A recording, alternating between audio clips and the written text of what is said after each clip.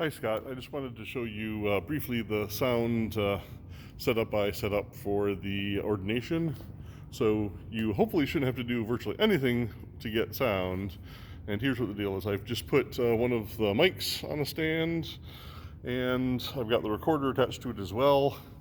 Essentially, the way it's set up is that person should be behind, Catherine or whoever's kind of doing the main speaking should be kind of on this side, not right up on the mic, but again back a few feet so they're not blasting it out. It'll do fine. And then the recorder itself is pointing off the other way, assuming that it'll just catch just general music or singing or speaking from anybody else who's sort of in the audience. So that's the basic setup of it. I do have the headphones plugged into it, so you can hear what's going on. And in general, all you should really have to do is turn it on, press the record button twice, and it should start recording. Now, I do it running off battery, and it is doing phantom power to the microphone, so I'm not sure how long it'll record. It may be an hour or so, but probably you should turn it on not too long before things get started, just so that it doesn't run its battery all the way out. But I did put fresh batteries in it, so it should be fine from that perspective as well. So again, to turn it on, it's pretty straightforward. There's a button on the side here, or slider switch. So you slide the slider switch towards the on position, and you wait a couple seconds until the display starts doing some stuff, and then you just wait. It's booting up, and it takes it 20 seconds or so.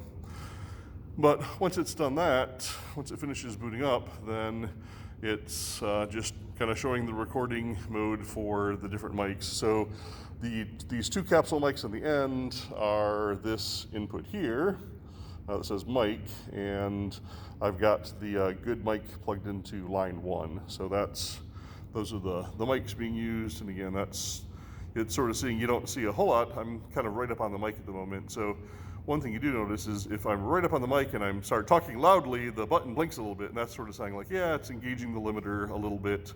So that's probably on the high end of being too loud. But in general, I think I got it set up so if I'm back a little ways and even if I'm singing a whole bunch like la la la la la la la la la, it's not really clipping it at all. So I think it should be a good level. If it turns out that you think it's way too hot, it's pretty easy to adjust as well. There's on the other side, over on this side, I'm trying to get some light on it, there's just a dedicated little thing here in the middle called record level.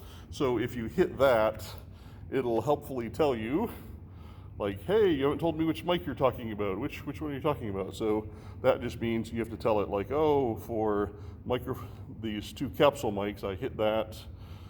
They're at mic level 70, so if I want to, gotta be a little faster about it, hit the mic and then start adjusting the level. So if you want to adjust it down or something, you can, but in general, I think 70 should be about good for that mic. And then the same thing for line 1. I have it adjusted to about level 70, but if you decided, if you want to adjust it, you could. You just have to hit the button on the front first and then start adjusting the volume level. But having said that, I really don't think you should have to do anything with it. After about 15 seconds, the display light turns off as well. So it's still on and you can still see it. It just turns off the backlight to save some battery.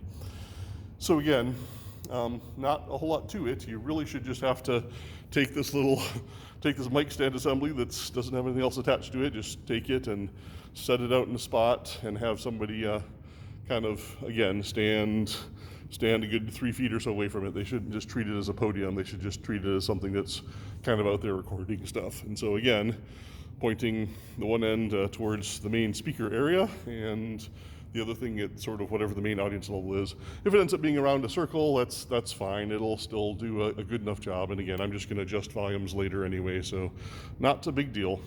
Okay, so I just wanted to show you how that was. Again, you just have to drag it out, turn it on, and then, I'll show you the record button, but again, it's just like most other kind of professional recording things. You hit it once, and now we're in just standby mode, and you see the little pause blinking up there. So, but numbers aren't changing. So, oh, you hit it again, and hey, look, the numbers are going now. So that's good. And when you're all done, best to hit the stop button before you turn it off. But in general, that's all there is to it. Once into pause mode, and one more time, and now it's recording. So very straightforward to deal with, and blah, blah, blah. So anyway, that's it.